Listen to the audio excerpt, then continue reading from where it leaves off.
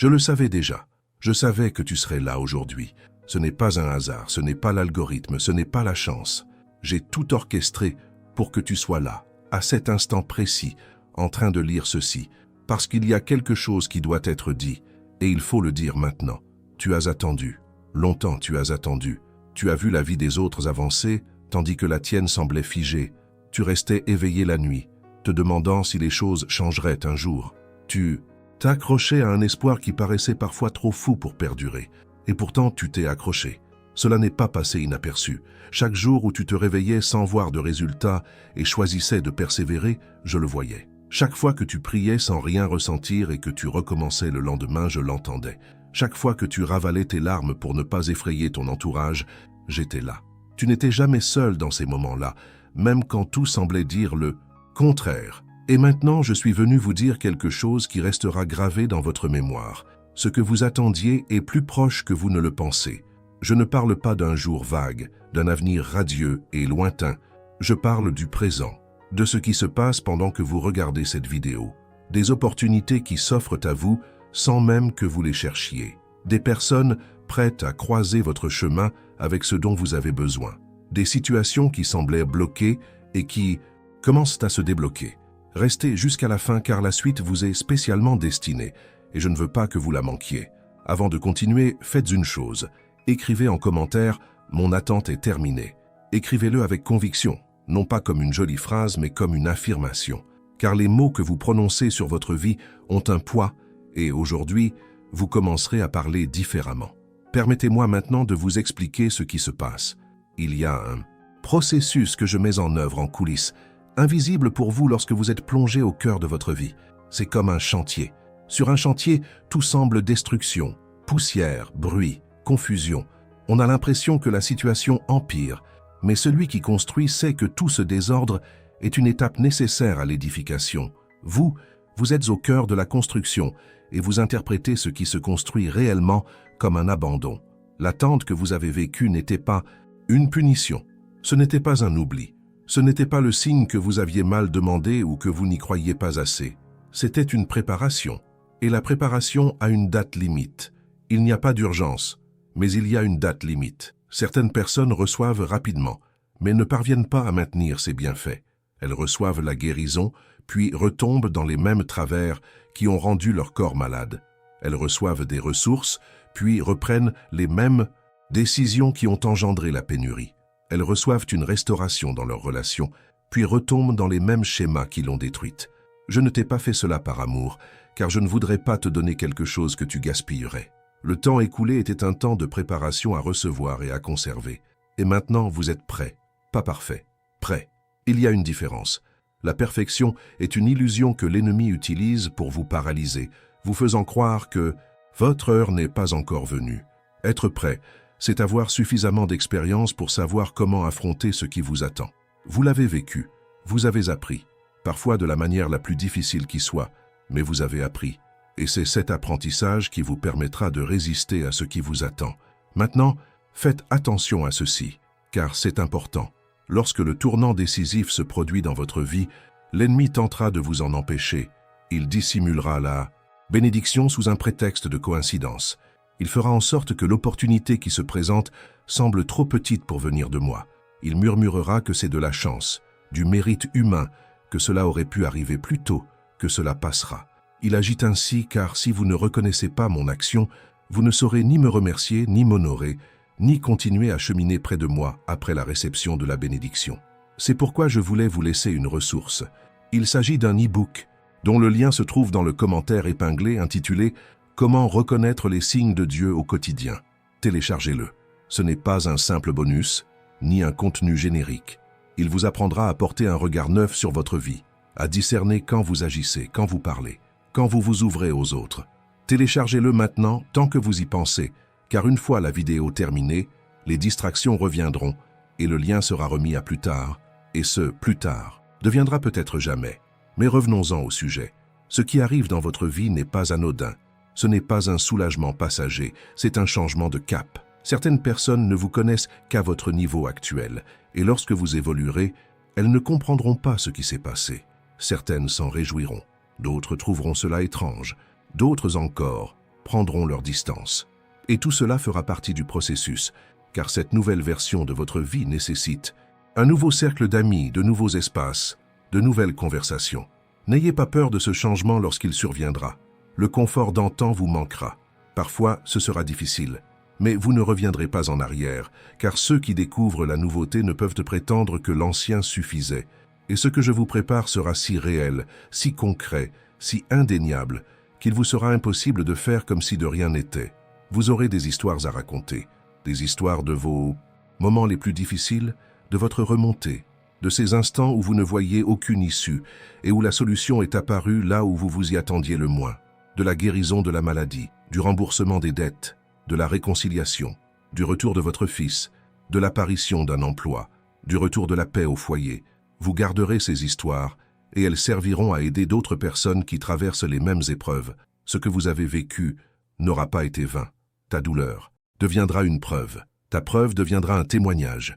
Ton témoignage sera l'encre d'espoir pour celui ou celle qui atteint ses limites. Je ne laisse rien se perdre. Chaque fragment de ton vécu sera utile, aura un sens, fera partie de quelque chose de plus grand que ce que tu peux percevoir d'ici. Maintenant, dites-moi quelque chose et exprimez-le sincèrement dans les commentaires. Vous est-il déjà arrivé d'avoir l'impression que je ne vous écoutais pas avant de réaliser que j'étais à l'œuvre? Écrivez-le ci-dessous. Pas pour moi, je le sais déjà, pour vous-même, afin d'ancrer en vous ce que vous avez déjà vu se produire, car le souvenir de cette fois alimente l'attente du prochain niveau. Si ce moment n'est pas encore arrivé, ce n'est pas grave, il viendra. Et quand il arrivera, tu te souviendras que je t'avais prévenu. Il y a une chose que l'ennemi craint plus que votre force, votre persévérance. Il craint que vous continuiez à me vénérer sans raison apparente. Il craint que vous persistiez à proclamer des choses, alors que la situation semble indiquer le contraire. Il craint que vous continuiez à venir à moi-même lorsque cela paraît vain, car il sait que celui qui ne cesse de chercher finit par trouver. Et me trouver change tout. Tu n'as pas arrêté. Et je le vois bien. Certains ont abandonné en cours de route. Ils ont relégué leur foi au second plan lorsque la vie est devenue trop pesante. Ils ont cessé de prier car cela leur paraissait un monologue. Ils ont cessé d'aller à l'église car cela leur semblait un théâtre. Ils ont cessé de lire la Bible car les lettres leur paraissaient froides.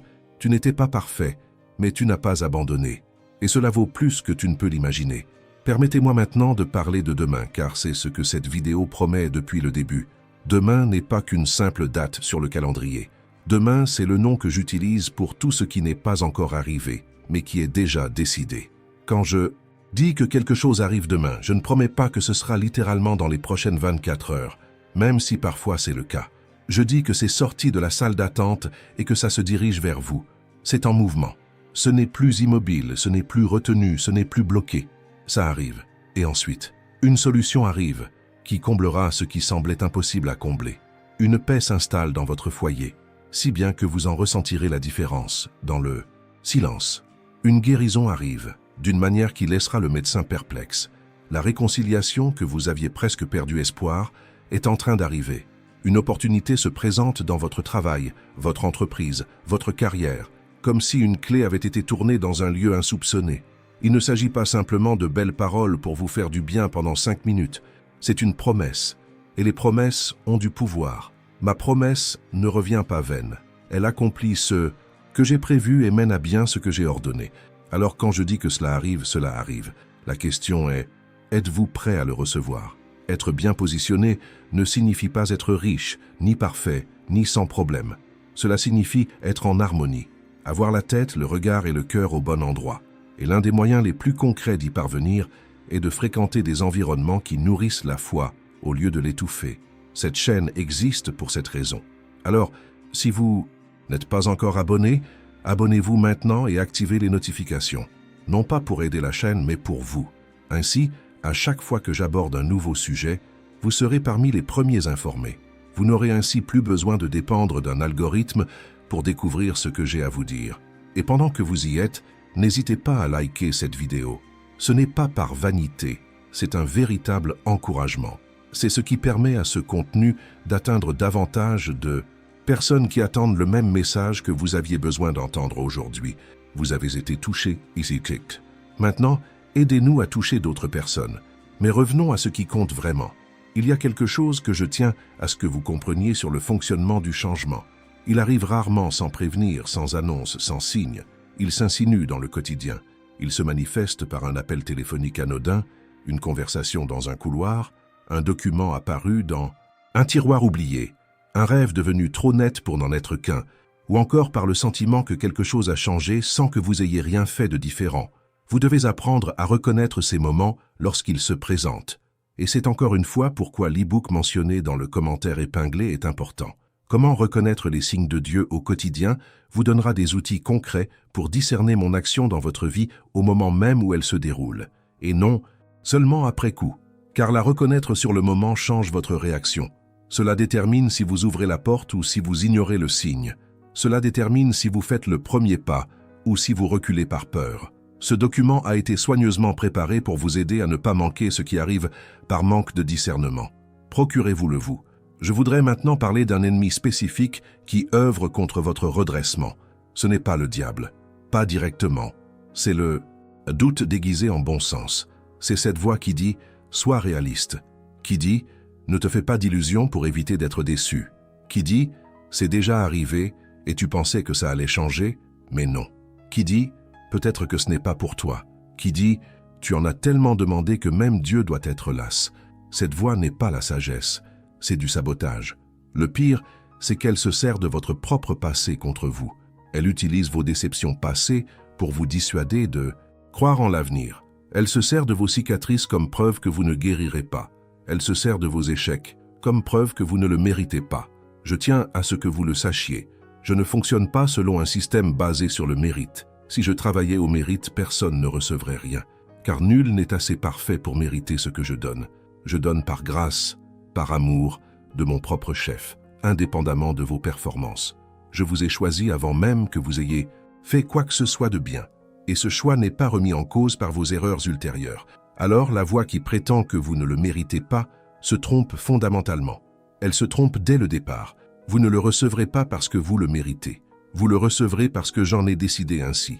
Et quand je décide, rien ni au ciel ni sur la terre ne peut m'en empêcher. Maintenant faites ceci avec moi. Arrêtez tout, respirez profondément et déclarez à voix haute, même à voix basse. Je reçois ce que Dieu a préparé pour moi. Dites-le. Pas à moi-même, car je sais déjà ce que j'ai préparé. Dites-le vous. Dites-le à votre système nerveux, habitué à la pénurie. Dites-le à vos cellules, programmées pour le pire. Dites-le à cette part de vous qui refuse encore d'y croire. Car la foi n'est pas qu'un sentiment.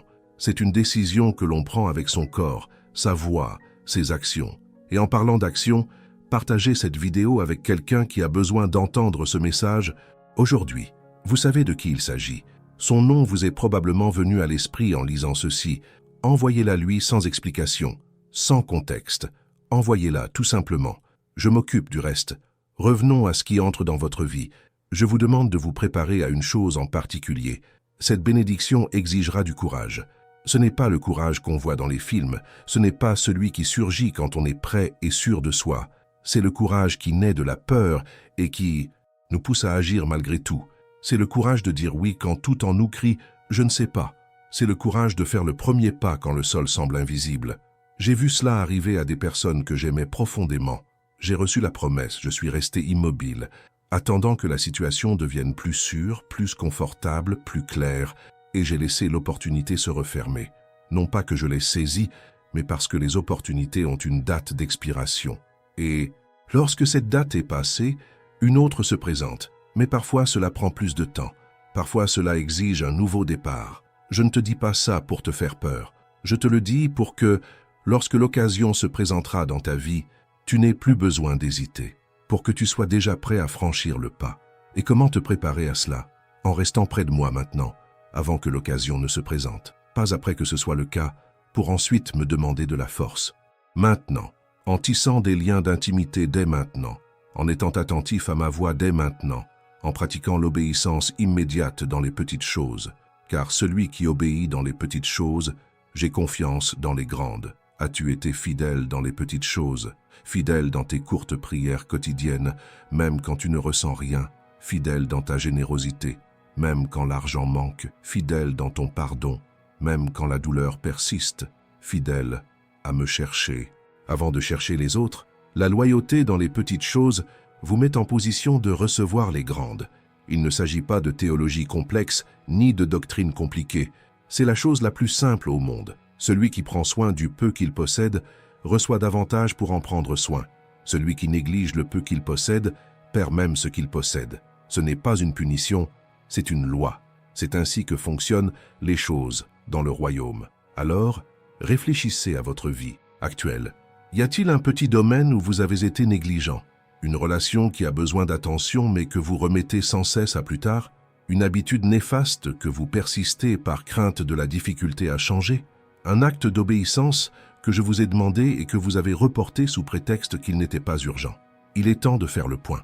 Non pas parce que Dieu est en colère, ni parce que vous avez besoin d'acheter des bénédictions, mais parce que, lorsque le moment décisif arrivera, vous voudrez avoir les mains libres pour saisir votre chance, et non entravées par des chaînes qui auraient pu être brisées plus tôt. Imaginez que vous rangez votre maison avant l'arrivée d'un invité important. Vous rangez non pas parce que l'invité vous jugera si c'est en désordre, mais parce que vous voulez qu'il se sente le bienvenu. Vous voulez que l'espace soit digne de la personne qui vient. Rangez votre maison intérieure dès maintenant, et je vous aiderai. Vous n'êtes pas seul, vous ne l'avez jamais été. L'illusion qu'il faut se réparer complètement avant de venir me voir est l'un des plus grands mensonges jamais implantés dans l'esprit de mes enfants. Vous venez à moi, tel le que vous êtes. Je travaille de l'intérieur vers l'extérieur. Vous ne me présentez pas une version améliorée de vous-même, vous me présentez votre véritable nature et j'opère la transformation. Mais vous devez venir. Il faut que ça arrive. Il faut que ça ouvre. Il faut que ça soit autorisé. Cette vidéo est l'un de ces moments. Vous êtes là, je suis là, et ce n'est pas un hasard, comme je l'ai déjà dit. C'est une rencontre. Et les rencontres avec le Créateur de l'univers changent le cours d'une vie. Vous ne ressortirez pas de cette vidéo comme vous y êtes entré. Non pas par magie, non pas parce que les mots à l'écran possèdent un pouvoir surnaturel automatique, mais parce que lorsque vous ouvrez votre cœur pour recevoir, quelque chose se produit qui dépasse l'entendement. Le mot pénètre, il sème. Et semer à une récolte, cela prend du temps, cela suit un processus, mais la récolte finit par arriver. Et elle arrive. Pour votre santé, source d'inquiétude. Pour votre famille, un fardeau. Pour vos finances, source d'insomnie. Pour votre mariage qui semble irrémédiablement brisé. Pour votre enfant, dont le parcours vous brise le cœur. Pour votre travail, un plafond de verre infranchissable. Pour votre paix intérieure, rongée petit à petit par l'anxiété, la peur et les mauvais souvenirs. Je suis venu pour tout ça. Je ne suis pas venu uniquement pour l'aspect spirituel, comme si vous étiez une âme sans corps, sans compte en banque, sans famille, sans santé, sans histoire. Je suis venu pour votre vie tout entière. Je suis venu pour l'être humain complet que vous êtes, avec toutes ses facettes, tous ses besoins, tous les rêves que vous gardez si précieusement que vous n'en parlez à personne. Je connais les rêves dont tu ne me parles pas. Je sais ce pourquoi tu pries, puis tu en ris nerveusement parce que tu trouves ça trop ambitieux. Je sais ce que tu rayes de la page parce que ça te paraît prétentieux. Je sais ce dont tu as rêvé la nuit et au réveil, cette impression que ce n'est presque plus possible, que c'est réel mais que ça semble impossible. Ces rêves venaient de moi. Je ne sème pas en toi ce que je ne compte pas récolter. Je ne place pas le désir là où je n'ai pas tracé le chemin. S'il est en toi, c'est que je l'y ai semé. Et si je l'y ai semé, j'ai les moyens de le réaliser. L'ampleur du rêve n'est pas mon problème. C'est celui de quiconque me croit insignifiant. Mais tu es là, et cela me prouve que tu sais que je ne le suis pas. Alors, cessez de réduire vos rêves à votre foi actuelle. Laissez la foi grandir pour qu'elle puisse s'intégrer aux rêves. La foi grandit grâce à un entretien constant. Elle s'épanouit par les mots, par la communauté, par les témoignages de ceux qui en ont été témoins, par le souvenir de vos propres expériences. Nourrissez consciemment votre foi chaque jour, comme vous nourrissez votre corps. Vous ne songez pas à sauter des repas par manque de temps. N'arrêtez pas non plus de nourrir votre foi. Cette chaîne a pour vocation de contribuer à ce ressourcement. C'est pourquoi vous y revenez. Invitez d'autres personnes. Que cet espace devienne un lieu de ressourcement. Je dois maintenant aborder le moment précis où le tournant se produira, car il y a un aspect du timing que vous devez comprendre. Le tournant ne surviendra pas au moment le plus opportun. Il ne surviendra pas lorsque vous serez reposé, préparé, organisé et que tout sera en ordre. Il surviendra au cœur du chaos. Il surviendra lorsque vous aurez atteint vos limites. Il surviendra lorsque vous serez sur le point de dire « je n'en peux plus ». Sais-tu pourquoi? Car c'est précisément à ce moment-là que mon ingérence devient la plus flagrante. Quand tout va bien et que la situation s'améliore, il est facile de penser que c'est grâce à vous. Il est facile d'attribuer cela à vos efforts, à la chance, au bon moment. Mais quand vous êtes au plus bas et que tout bascule soudainement, il n'y a aucun moyen d'en imputer la responsabilité à quelqu'un d'autre qu'à moi. Et je tiens à ce que vous sachiez avec une clarté absolue que c'était moi. Non pas par vanité, mais parce que savoir que c'est moi qui ai fait appel à vous, vous tournerez vers moi lorsque la prochaine épreuve surviendra, car elle surviendra. La vie et la croissance sont jalonnées d'épreuves, non par cruauté, mais parce que la croissance exige des efforts. Les diamants ne se forment pas sans pression. Les muscles ne se développent pas sans résistance. Le caractère ne se forge pas sans épreuve. Vous êtes en formation. Et ce qui se forme en vous est quelque chose de durable. Il ne s'agit pas d'une version fragile de vous-même qui s'effondrera à la première épreuve après ce tournant décisif. Il s'agit d'une version solide, ancrée, enracinée, qui reçoit la bénédiction et se maintient d'elle-même, qui grandit et continue de grandir, qui réussit l'épreuve suivante et la surmonte également. Voici la vie que je te réserve. Non pas une vie sans problème, mais une vie capable de les surmonter. Non pas une vie sans difficulté, mais une vie dotée des ressources nécessaires pour les affronter. Non pas une vie parfaite, mais une vie pleine de sens. Une vie dont vous vous souviendrez en disant « Chaque jour, chaque larme, chaque attente en valèrent la peine, car ce que vous avez construit est solide et réel, et personne ne peut vous l'enlever, et personne ne peut vraiment nous l'enlever, car ce que je bâtis, l'ennemi n'a aucun pouvoir de le détruire tant que vous êtes sous ma protection. Il peut essayer, il essaiera, mais il n'y a pas accès. Il reste à l'extérieur, observant une vie qu'il ne peut atteindre, car vous êtes à l'intérieur de quelque chose dont il ne possède pas la clé. Restez à l'intérieur, cela demeure en moi. Cela demeure en ma présence, dans ma parole, dans ma communauté, non par peur de l'ennemi, mais par amour pour ce qui est en moi. Car ici réside une paix inexplicable, une joie qui ne dépend pas des circonstances, une force qui ne s'éteint pas avec moi, une abondance qui échappe à la logique du marché, une santé qui dépasse les explications du médecin, une renaissance qu'aucun être humain ne peut atteindre. Tout cela est à votre disposition, pas pour une version améliorée de vous-même dans le futur, pour vous maintenant, exactement tel que vous êtes arrivé ici aujourd'hui.